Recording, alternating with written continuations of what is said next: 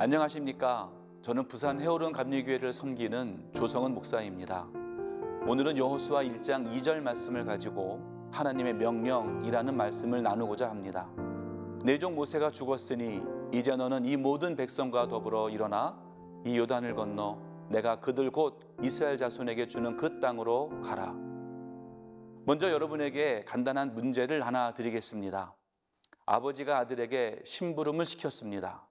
이 심부름은 꼭 해야만 하는 일이었습니다. 어떻게 하는 것이 가장 지혜로울까요? 1번, 말로 할 때 한다. 2번, 조금 얻어맞고 한다. 3번, 많이 얻어맞고 한다. 4번, 안 하고 끝내 버티다가 집에서 쫓겨난다. 두말할 필요 없이 1번 말로 할 때 한다의 정답대로 사는 아들이 가장 지혜롭다고 생각할 겁니다. 하지만 그럼에도 불구하고 1번대로 살아가는 사람은 이 땅에 별로 없는 것 같습니다. 4번, 안 하고 끝내 버티다가 집에서 쫓겨난다의 아들이야 도무지 소망이 없는 존재라고 할 수 있겠지만 뜻밖에도 3번, 얻어맞고 한다의 인간이 많은 것이 현실입니다. 많은 성도의 신앙 간증을 들어보면 하나님의 말씀대로 살지 않다가 하나님께 실컷 두들겨 맞고 쩔뚝거리면서 하나님 앞에 나온 사람들의 이야기가 대부분인 것이 사실입니다. 그래서 어떤 사람들은 이런 하나님께 얻어맞는 과정을 거쳐야 제대로 믿음을 가지는 것처럼 여겨지기도 하고 하나님 말에 실컷 두들겨 맞아야 하나님의 존재를 인정하고 하나님을 두려워할 줄 아는 사람이 된다고 생각하는 것이 사실입니다. 오늘 말씀은 모세를 이어 이스라엘 민족을 이끌 여호수아에게 하나님께서 직접 말씀하시는 장면이 기록되어 있습니다. 가장 먼저 하나님께서는 여호수아에게 일어나라 라고 명령하십니다.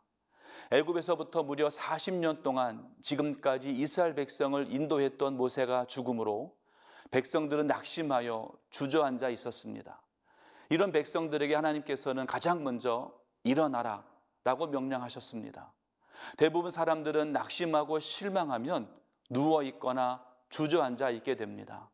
그래서 행여 낙심하여 누워있거나 어찌할 수 없어 주저앉아 있는 백성들에게 야단치고 일으켜 세워서라도 일어나도록 하시는 분이 바로 하나님이십니다.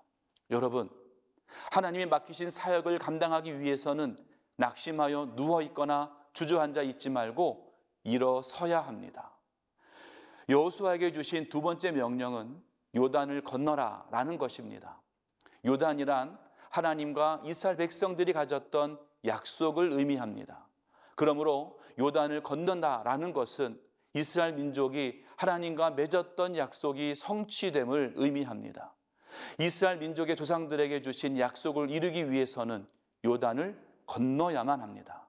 400년 이상을 애굽의 노예로 살았던 이스라엘 백성들에게 조상들에게 주셨던 하나님의 명령을 기억하고 그 약속을 성취하라는 명령입니다. 여호수아에게 주신 마지막 명령은 그 땅으로 가라라는 것입니다. 그 땅은 하나님께서 이스라엘 백성들을 위해 예비하신 곳입니다. 하나님의 통치와 하나님의 함께하심을 체험할 수 있는 하나님의 땅입니다. 하나님은 지금 우리에게도 가장 좋고 가장 적합한 하나님의 땅과 하나님의 집을 허락해 주셨습니다. 하지만 중요한 것은 하나님이 아무리 우리에게 하나님의 땅과 집을 주셨다고 해도 우리가 그곳으로 가지 않으면 아무 소용이 없습니다. 우리가 해야 할 것은 하나님의 명령대로 하나님께서 약속하신 땅, 하나님의 집으로 가야 합니다.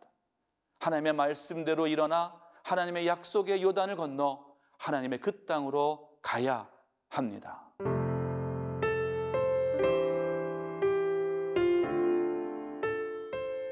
하나님은 우리에게 반드시 지켜야 할 것들을 명령하십니다. 낙심될 때, 힘들어 주저앉아 있을 때 하나님은 일어나라고, 약속의 요단을 건너가라고, 하나님의 땅, 하나님의 집으로 가라고 명령하십니다. 하나님의 명령에 온전히 순종하며 하나님이 이끄시는 곳으로 순종함으로 나아가는 우리 모두가 되길 주님의 이름으로 간절히 소원합니다.